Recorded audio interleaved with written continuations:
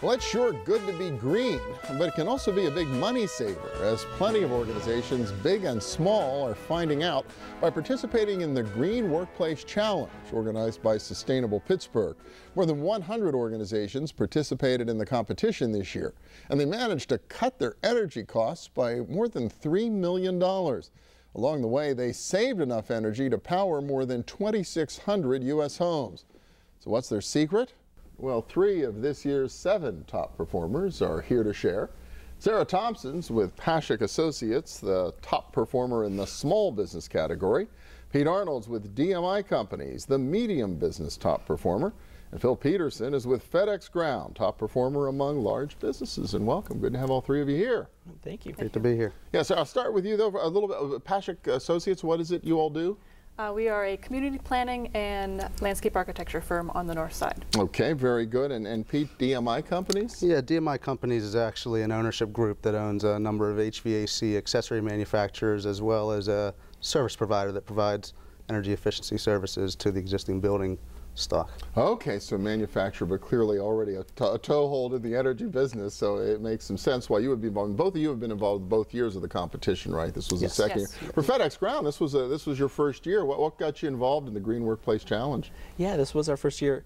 Around the same time of the start of this challenge, we started a brand new sustainability group at FedEx Ground dedicated just towards sustainability. We coordinate all the efforts of individuals, groups, all of our different buildings, and it just happened to line up with the competition. We thought this was a great way to showcase all of our efforts. Very cool. Well, what is it exactly you have to do if you participate in this thing?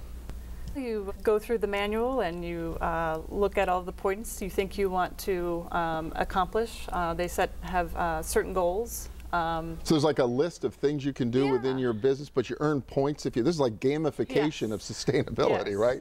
Yeah, points for saving on water, energy, waste reduction, employee engagement actions. So you can kind of pick and choose the areas that are applicable to your business where you might be able to earn some points? Sure, yes. Well, it sounds like a lot of paperwork. How onerous is it, Pete, to do this? To be honest with you, for us, actually having a competition structured like the Green Workplace Challenge, it helps us to really bring together and hone in on some of the efforts that we're already working on and putting forth in place within our operations, and just kind of documenting them and bringing them to the forefront so that going forward we can continue that advancement. I think about FedEx just getting into this. How did you find the experience of actually running through it and doing it? You know, it was a really positive experience. We met a lot of different peer groups and a lot of organizations that we didn't even know existed to really help us move along with a lot of those action items in terms of commuter and composting, and it was really beneficial to have that Sustainable Pittsburgh organization to push us along. Well, that's interesting. So what are some of the benefits you think out of participating in this? I think we were kind of pleasantly surprised at having engagement, from all different levels of employees within our business. So, all of our employees were really engaged and helped out, pulling on their own weight, really.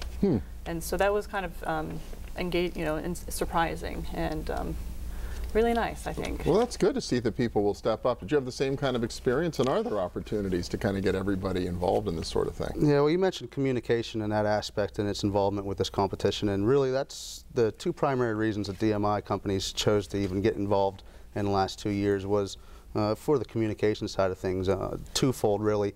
On one side, we feel as leaders in the region and within our industry as well, that it's our responsibility to share our expertise and to educate our peers on some of our successes and even some of our failures when it comes to our sustainability endeavors. But the other side of it is really just tooting our own horn.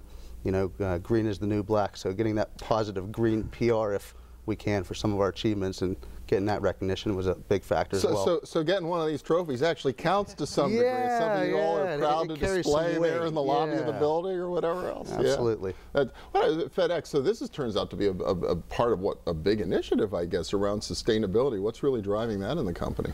Just like was mentioned, green is the new black. As our customer base is evolving and growing, they're demanding this. Customers want to see that you're going out and you're making this world a better place for us to live in, and that you're being smarter with your resources.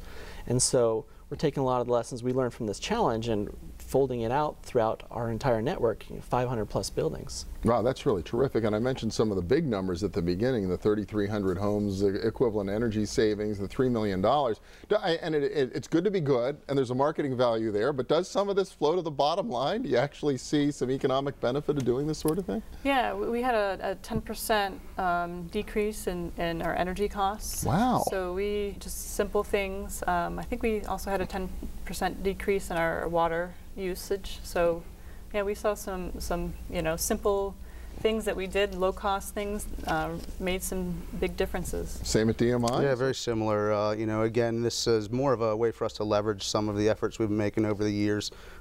Focus on sustainable operations and lean operations has been something that we've been committed to at DMI for the last 10 to 15 years as part of our strategic planning. So, this is still the green that makes the world go around. And, while it's important to look at the triple bottom line and the effects and impacts of our actions on both the people and the planet, if you don't have the profits coming in and can't open your doors, that warm and fuzzy stuff tends to go away with the non-opportunity to continue on in business. Yeah, so it gets old pretty fast. Yeah, it's unless pretty you can important. keep the business viable, but then if you do it right, I guess it improves the business's viability, right? Yes, exactly.